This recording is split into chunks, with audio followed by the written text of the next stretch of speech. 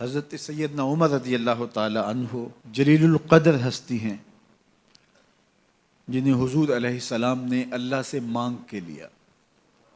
سارے صحابی رسول کریم صلی اللہ علیہ وآلہ وسلم کے مرید ہیں، لیکن جناب عمر میرے حضور کی مراد ہیں۔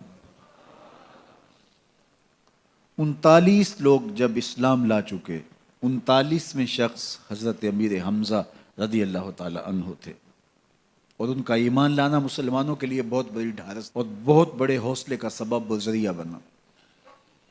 تو میرے حضور نے ہاتھ اٹھا لیے، کہا اے اللہ، ایک شیر دیا ہے امیر حمزہ، ایک شیر اور عطا کر دے، اب تیری مرضی، عمر بن خطاب دے دے یا عمر بن حشام دے دے۔ حضور دعائیں مانگ رہے ہیں، اور یہ ہاتھ میں تلوار لیے غیظ و غضب سے بھرے ہوئے گھر سے نکلتے ہیں کہ بانی اسلام کا چراغ ہی بجھا دینا ہے۔ راستے میں ایک صاحب ملے اور کہا کہ عمر، تیور کوئی اچھے نہیں لگتے، خیر تو ہے، کدھر جا رہے ہو؟ کہا چراغ اسلام بجھانے جا رہا ہوں، یہ روز کا مسئلہ ختم ہونے لگا ہے میرے ہاتھوں۔ مسکرا کے بولے گھر کی خبر تو لو۔ کہا میرے گھر کو کیا ہوا؟ کہا تمہاری بہن فاطمہ بھی نوکر بن گئی ہے رسول اللہ صلی اللہ علیہ وسلم کی۔ غصے سے بھرے ہوئے اپنی بہن کے گھر کا رخ کرتے ہیں، اندر سے قرآن پڑھنے کی آواز آ رہی ہے، غصہ اور بڑھ جاتا ہے، دروازے کو زور زور سے کھٹکھٹاتے ہیں۔ اہل خانہ سمجھ گئے ماجرا کیا ہے، گرجدار آواز ہے جناب عمر کی، دروازہ کھولو۔ جلدی سے معلم کو چھپا دیا اور بہن آگے بڑھ کے دروازہ کھولا۔ کہا تم سابی ہو گئے ہو، دین چھوڑ دیا تم نے، بتوں کی وفا ترک کر دی اور بے تحاشا مارنا شروع کیا۔ بہن کا سر پھٹ جاتا ہے، خون بہنے لگتا ہے،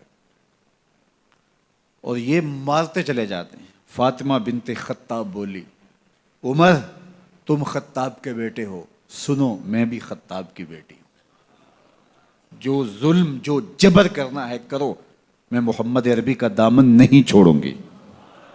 سوچنے پہ مجبور ہو جاتے ہیں وہ کون سی طاقت ہے جس نے بجلیاں بھر دی اس کے اندر۔ کہا جو تم پڑھ رہے تھے مجھے بھی سنا سکتے ہو؟ کہا تمہیں غسل کرنا ہوگا۔ عمر اپنے بدن کو دھو رہے ہیں، میرا رب دل دھو رہا ہے۔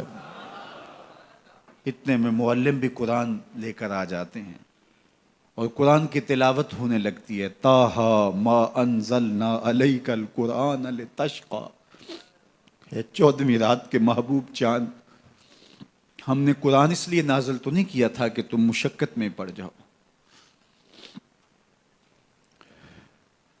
بے تاب ہو گئے، کہا عمر کی عمر برباد ہو گئی، مجھے لے چلو حضور کی چوکھٹ پہ۔ تلوار حمائل کی ہے، بہنوئی ساتھ ہیں، اور حضور کی بارگاہ میں حاضر ہو رہے ہیں۔ دروازے کے سوراخوں سے دیکھا تو صحابہ تشویش کا اظہار کرنے لگے کہ عمر آ رہا ہے، تلوار حمائل کی ہے، ارادے اچھے نہیں لگتے۔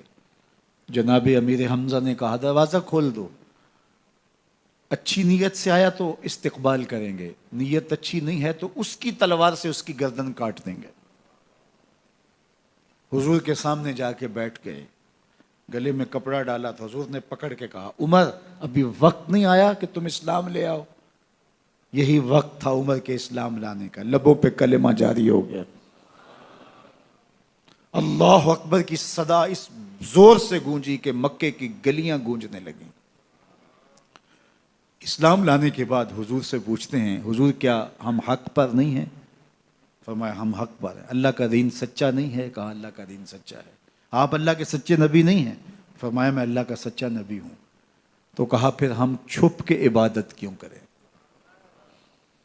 اب مسلمانوں کی 2 صفیں بنتی ہیں، ایک صف کی قیادت امیر حمزہ کرتے ہیں، دوسری صف کے آگے آگے عمر بن خطاب چلتے ہیں، اور حضور درمیان میں ہیں، اور یہ ملکوتی قافلہ صحن حرم میں آ کے اعلانیہ عبادت کرتا ہے۔ حضرت عبداللہ ابن مسعود رضی اللہ تعالیٰ عنہ فرماتے ہیں عمر کا اسلام لانا اسلام کے لیے عزت کا سبب بنا، اسلام کے وقار کی علامت بن گیا۔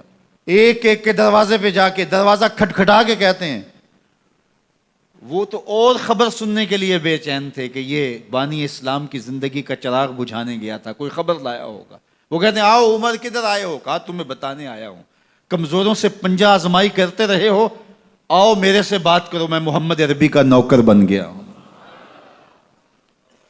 اللہ اکبر۔ میرے حضور نے فرمایا جب اچھے لوگوں کا ذکر کرو تو میرے عمر کا ذکر بھی کیا کرو۔ میرے عمر کی زبان پر حق بولتا ہے، سچ بولتا ہے۔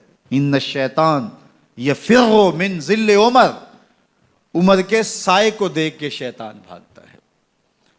اللہ اکبر۔ اسلام لائے تو زندگی کی ایک ایک سانس اسلام کے لیے وقف کر دی، حضور کا پہرا دیا، حضور کی ناموس کا پہرا دیا، حضور کی شریعت کا پہرا دیا۔